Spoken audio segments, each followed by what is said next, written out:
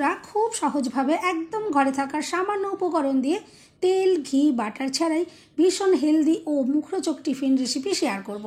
একদম মাখনের মতো টিফিনগুলি মুখে দেবার সাথে সাথেই মিলিয়ে যাবে আর স্বাদ অসাধারণ। যে সমস্ত উপকরণগুলো আমি ব্যবহার করেছি প্রত্যেকটাই আমাদের শরীরের জন্য খুবই উপকারী। টিফিনগুলি ভীষণই হালকা ফুলকা, বাড়ির ছোট থেকে বড় প্রত্যেকেই খেতে পারবে। আলাদা করে কারোর জন্য আর কিছুই বানাতে হবে না। সম্পূর্ণ ভিডিও দেখতে থাকুন। রেসিপি ভালো লাগলে লাইক শেয়ার কমেন্ট ও সাবস্ক্রাইব করে পাশে থাকবেন। দেখে নেওয়া যাক আজকের রেসিপি। নমস্কার বন্ধুরা, আমি পাপড়ি পদ্মাবতী ফুড ক্রিয়েশনে আপনাদের সবাইকে স্বাগত। টিফিন তৈরির জন্য দেখুন প্রথমেই আমি একটা বাটি নিয়ে নিয়েছি আর তাতে দেখুন নিয়ে নিচ্ছি 1 বাটি সুজি। আজকের টিফিনগুলো তৈরি করার জন্য কিন্তু আটা ময়দা কোনো কিছুই লাগবে না। দেখুন আমি 1 বাটি সুজি এখানে নিয়ে নিচ্ছি। এটা ওজন হিসাবে 200 গ্রাম মতো আছে। আর দেখুন এখানে আমি ফাইন যে সুজিটা হয় সেটা ব্যবহার করেছি। তবে আপনাদের ঘরে যদি মোটা সুজি থাকে তাহলে কিন্তু একটু মিক্সিতে ঘুরিয়ে নিতে পারেন। এরপর দেখুন একটা বড় আমি বোল নিয়ে নিয়েছি আর তার ভিতরে সুজিটা দেখুন সম্পূর্ণটাই নিয়ে নিলাম। এরপরে দেখুন ওই বাটিরই হাফ বাটি আমি নিয়েছি টক দই। আর বন্ধুরা এই সুজি টক দই এগুলো কিন্তু আমাদের শরীরের জন্য কিন্তু ভীষণই হেলদি। এগুলো কিন্তু প্রত্যেকেই খেতে পারে, কোনো সমস্যা নেই। দেখুন দিয়ে দিলাম স্বাদ মতো নুন।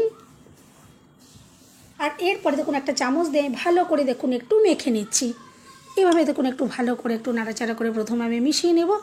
বন্ধুরা আর মাপগুলো কিন্তু আপনারা একটু খেয়াল রেখে করবেন, তাহলে দেখবেন এই টিফিনগুলো একদম পারফেক্টভাবে বানিয়ে নিতে পারবেন। দেখুন প্রথম অবস্থায় কিন্তু আমি কোনো রকমের জলের ব্যবহার করছি না। এখানে দেখুন একটু ভালো করে মিশিয়ে নিতে হবে। দেখুন ভালো করে আমি মিশিয়ে নিলাম। এরপর এখানে দেখুন যে বাটি মেপে আমি সুজি টক দই এগুলো দিলাম ওই বাটিতে দেখুন হাফ বাটি জল আমি দিয়ে দিলাম। আর এরপরে আবারও ভালো করে আমি মেখে নেব।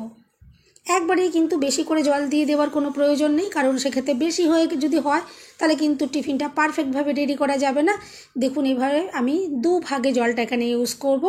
প্রথমে দেখুন হাফ বাটি জল আমি দিয়ে দিয়েছিলাম। এরপর দেখুন আমি আরও হাফ বাটি জল দিয়ে দিচ্ছি। টোটাল 1 বাটি সুজির জন্য 1 বাটি জল আমি এখানে ইউজ করলাম। এরপর দেখুন খুব ভালো করে আমি এটা মিশিয়ে নেব। দেখুন ভালো করে আমি এটা মিশিয়ে নেবার পরে এটা মাত্র 5 থেকে 7 মিনিট একটু রেস্টে রাখতে হবে। তাহলে সুজিগুলো কিন্তু ফুলে যাবে আর অনেকটাই কিন্তু আগের তুলনায় গাঢ় হয়ে আসবে। এখন যতটা পাতলা রয়েছে অনেকটাই কিন্তু দেখবেন গাঢ় হয়ে যাবে। আর সুজির যে কোনো আইটেম কিন্তু একটু রেস্টে রাখতে হয়, তবেই কিন্তু রেসিপিটা পারফেক্টভাবে বানানো যায়। দেখুন আমি 5 থেকে 7 মিনিট একটু এটা রেস্টে রেখে দেবো। দেখুন একটা চাপা দিয়ে দিলাম আর 5-7 মিনিট পর আমি আপনাদেরকে দেখাবো। ততক্ষণে আমি বাকি কাজগুলো সেরে নেব। দেখুন আমি এখানে একটা গ্যাস জ্বালিয়ে কড়াই বসিয়ে দিয়েছি। আর দেখুন এখানে 50 গ্রাম মতো আমি যে চিনে বাদাম সেটা দেখুন একটু শুকনো এই কড়াইতে একটু নাড়াচাড়া করে ভেজে নেব। গ্যাসের ফ্লেম আমি মিডিয়ামে রেখে এই বাদামটা ভালো করে ভেজে নেব। আপনারা যদি কাজটা একটু সহজ করতে চান তাহলে কিন্তু দোকানে ভাজা বাদাম কিনতে পাওয়া যায়, সেটাও কিন্তু এখানে ইউজ করতে পারেন, কোনো অসুবিধে নেই। আমার ঘরে একটু কাঁচা বাদামটা ছিল, আমি সেটাই দেখুন এখানটা ইউজ করলাম। দেখুন বাদামগুলো ভালো করে ভাজা হয়ে গেছে আর এটা আমি এরপর নামিয়ে রাখছি। আর ঠান্ডা হয়ে যাওয়ার পর এর খোসাটা কিন্তু হাত দিয়ে একটু ঘষা দিলেই কিন্তু সুন্দরভাবে উঠে যাবে। এটা একটু হালকা ঠান্ডা করে আমি খোসাগুলোকে ছাড়িয়ে রেডি করে নেব।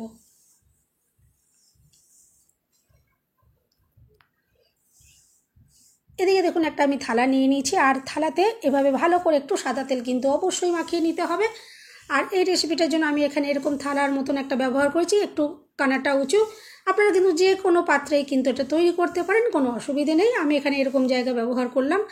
আর দেখুন একটা কড়াইতে কিছুটা জল আর একটা স্ট্যান্ড দিয়ে দেখুন আমি জলটা ফোটার জন্য কড়াইটা বসিয়ে দিয়েছি একটা চাপা দিয়ে।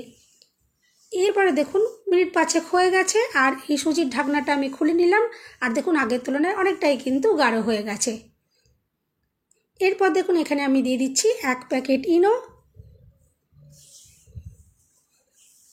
আর ইনো দেওয়ার পর দেখুন একদিক থেকে ঘুরিয়ে আমি মিশ্রণটাকে রেডি করে নিচ্ছি। আর ইনোটা মেশানোর পর কিন্তু বেশিক্ষণ সময় ওয়েট করা যাবে না, ইনোর অ্যাক্টিভ ভাব নষ্ট হয়ে যাবে। ইনো ভালো করে মিশিয়ে নেওয়ার সাথে সাথেই কিন্তু যেই পাত্রটা আমরা তেল মাখিয়ে রেখেছিলাম তার ভেতরে দেখুন আমি এটা ঢেলে দিচ্ছি।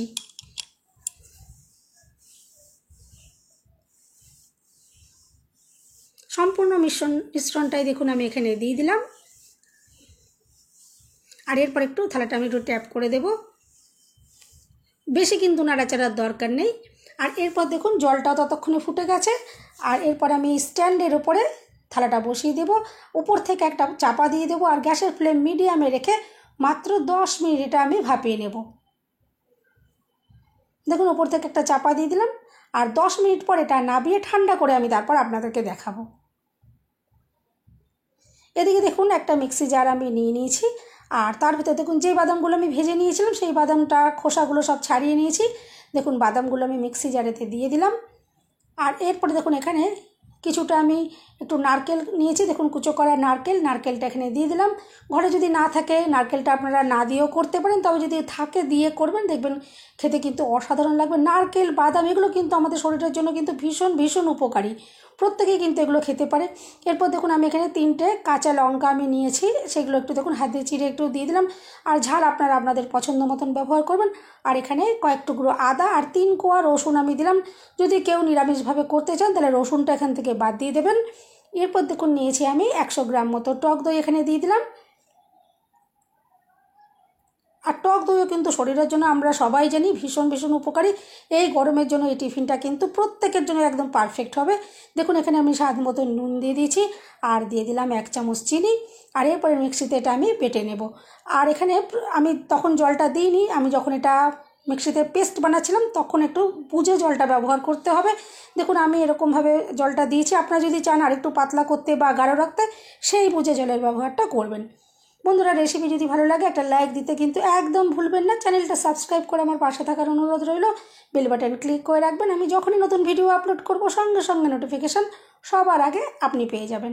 এরপর দেখুন 10 মিনিট হয়ে গেছিলো, আমি এটা নাবিয়ে রেখেছি। আর দেখুন একটু হালকা এটা ঠান্ডা হয়ে এসছে আর গা থেকে দেখুন কত সুন্দরভাবে এটা ছেড়ে যাচ্ছে। দেখুন আমি একটা প্লেটের মধ্যে নিয়ে এভাবে উল্টে নিলাম। আর দেখে বুঝতেই পারছেন যে টিফিনটা কতটা সুন্দর তৈরি হয়েছে, ভীষণই নরম স্পঞ্জি তৈরি হয়েছে। আমি আপনাদেরকে দেখাবো যে এটা কতটা নরম স্পঞ্জি আর ফ্লাফি তৈরি হয়েছে। তার আগে আমি একটু ছুরি দিয়ে দেখুন একটু কেটে নিচ্ছি। আপনারা আপনাদের পছন্দ মতন যেমন পিস করতে ইচ্ছা হবে সেভাবে টুকরো করে কেটে নেবেন। দেখুন আমি একটু এগুলো কেটে নিলাম।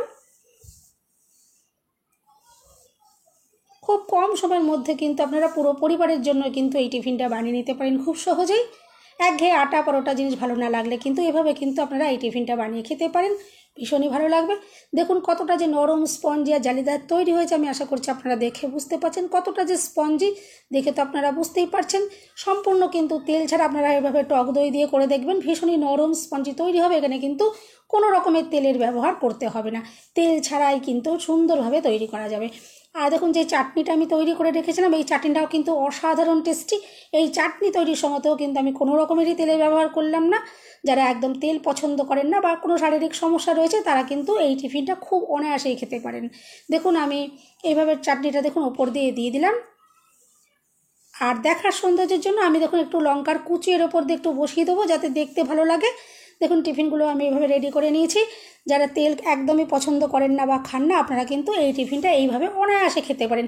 তবে কেউ যদি এটা একটু, যারা আবার একটু তেল খেতে পছন্দ করে, একটু সামান্য তেল যদি হলে ভালো হয়, এরকম তো অনেক মানুষ আছেন, তাদের জন্য আমি এটা দেখাচ্ছি যে একদম সামান্য একটুখানি তেলে আমি দেখুন একটু কারি পাতা আর একটু কালো সর্ষে দেখুন একটু ফোড়ন দিয়ে নিয়েছি। আর আপনারা দেখে বুঝতেই পারছেন ভীষণ সামান্য পরিমাণে এখানে তেল রয়েছে। যারা এটা পছন্দ করবেন তারা এভাবে একটুখানি কারি পাতা আর সর্ষে ওপরে এভাবে দিয়ে খেতে পারেন, দেখবেন অসাধারণ লাগবে। আর এই ফোড়নটা না দিয়ে খেলেও কিন্তু খুবই অসাধারণ লাগবে, এভাবে একবার বানিয়ে দেখবেন অসাধারণ লাগবে। আর এটা বাড়ির প্রত্যেকেই কিন্তু খেতে পারবে, ছোট বড় সবারই শরীরের জন্য এটা উপকারী। এরপর দেখুন আমি একটু আপনাদেরকে টিফিন এখান থেকে একটুখানি ভেঙেও দেখিয়ে দেবো। দেখবেন ভেতর থেকে যে কতটা নরম স্পঞ্জি তৈরি হচ্ছে, একদম মাখনের মতো, মুখে দেওয়ার সাথে সাথেই কিন্তু মিলিয়ে যাবে। বাড়িতে বয়স্ক মানুষ থাকলে ওনারও কিন্তু কোনো রকমের অসুবিধা হবে না। আর আমি আশা করছি আপনারা দেখে বুঝতেই পারছেন যেমন সুন্দর দেখতে লাগছে তেমনি খেতেও কিন্তু অসাধারণ লাগবে। এভাবে একবার ট্রাই করে দেখবেন, এই টিফিনটা কিন্তু ভীষণ ভালো লাগবে। একঘেয়ে রুটি পরোটা খেতে ভালো না লাগলে এভাবে কিন্তু আপনারা সুজিতে এই টিফিনটা বানিয়ে নিতে পারেন। বন্ধুরা রেসিপি ভালো লাগলে একটা লাইক দিতে কিন্তু একদম ভুলবেন না। চ্যানেলটা সাবস্ক্রাইব করে আমার পাশে থাকার অনুরোধ রইল। সবাই সুস্থ থাকবেন, ভালো থাকবেন, দেখা হবে নেক্সট ভিডিওতে। ভিডিওটা শেষ পর্যন্ত দেখার জন্য সবাইকে রইল অসংখ্য অসংখ্য ধন্যবাদ। আর দেখে তো বুঝতেই পারছেন যে টিফিনটা কতটা নরম সুন্দর। অবশ্যই একবার ট্রাই করবেন, আমি আশা করছি ভীষণ ভীষণ ভালো লাগবে।